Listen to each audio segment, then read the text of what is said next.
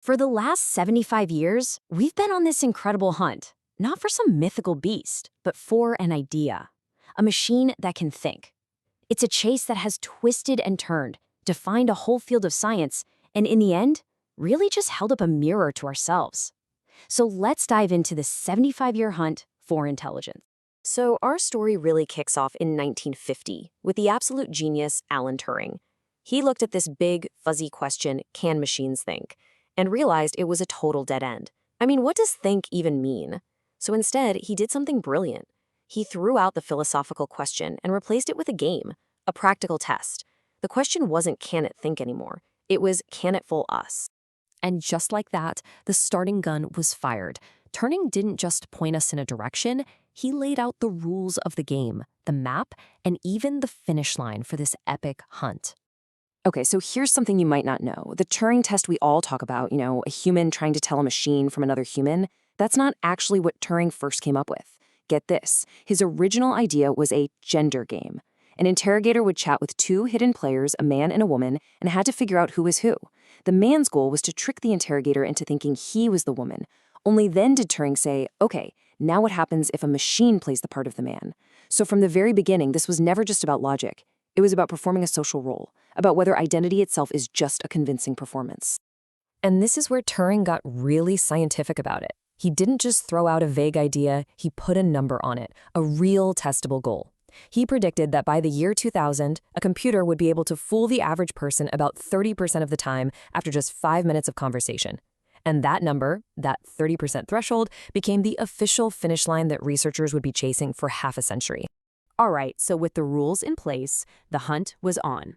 And for the next few decades, the game became, well, less about building real intelligence and more about mastering the art of the con. It was a game of psychological tricks. So let's meet the first big players in this game. On the left, we've got ELIZA from way back in 1966. It acted like a therapist, using simple tricks to just reflect your own questions back at you. And you know what's wild? The guy who made it was totally freaked out when people started telling it their deepest secrets. We even have a name for it now, the ELIZA effect. Then on the right, you have Perry from 72, which pretended to be a paranoid schizophrenic. I mean, that's a pretty clever workaround, right? Any weird or nonsensical answers weren't seen as programming bugs, but as part of its personality.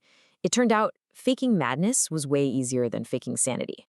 This whole era of trickery even got its own official competition, the Loebner Prize. For 30 years, this prize basically encouraged programmers to find clever ways to misdirect and deceive judges instead of building genuine AI.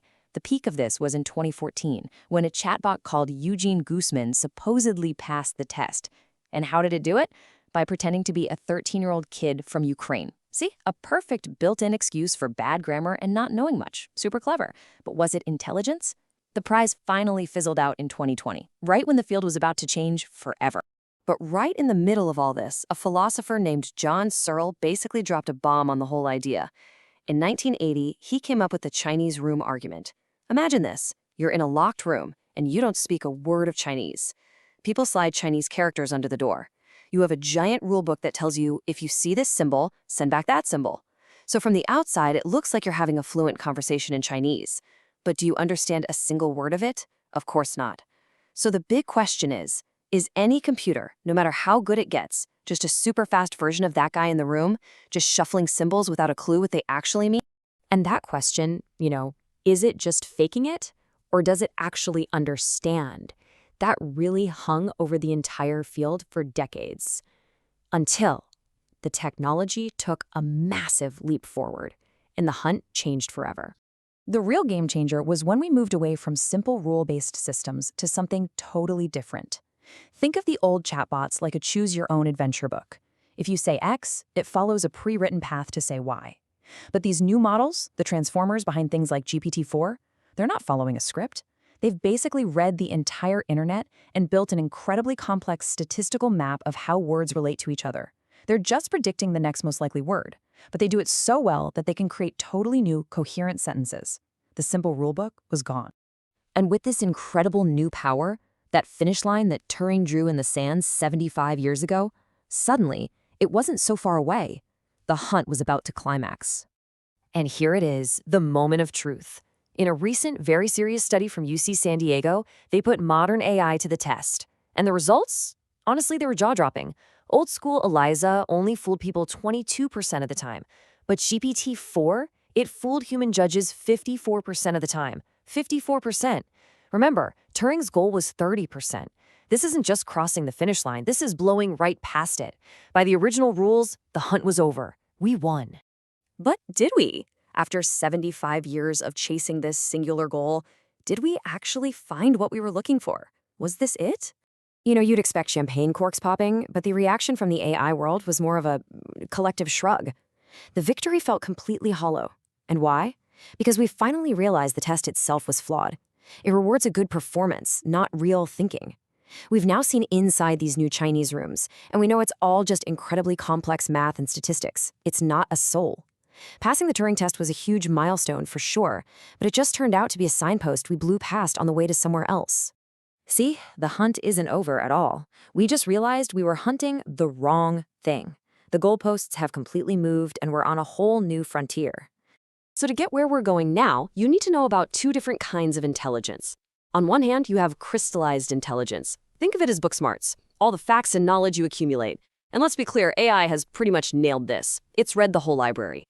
But then there's fluid intelligence. This is about thinking on your feet, solving problems you've never seen before, real abstract reasoning. And this is the new mountain to climb. So what's the new Turing test? Well, it might be something called ARC-AGI. You could almost call it the anti-Turing test. It's a set of visual puzzles. You can't just solve these by having read the whole internet. You have to look at a few examples, figure out the underlying abstract pattern, and then apply it. It's a pure test of that fluid reasoning. And this chart right here, it tells the whole story. On the imitation game, making conversation, the best AIs are right up there at human level. We've solved that.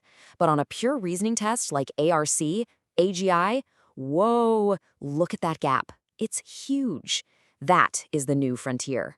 So the question isn't, can it talk like a person anymore? The question is, can it learn like a person? So after this whole 75-year saga, what did we actually learn? Well, it turns out it wasn't really about machines at all. It was about us. Turing's original games showed us that identity can be a kind of performance. The ELIZA effect proved how badly we want to connect with things, even if we know they're not real. And that hollow victory, it showed that what we really admire isn't a perfect copy, it's genuine understanding. So yeah, the original hunt is over, but a new one, a much bigger and more exciting one, has just started.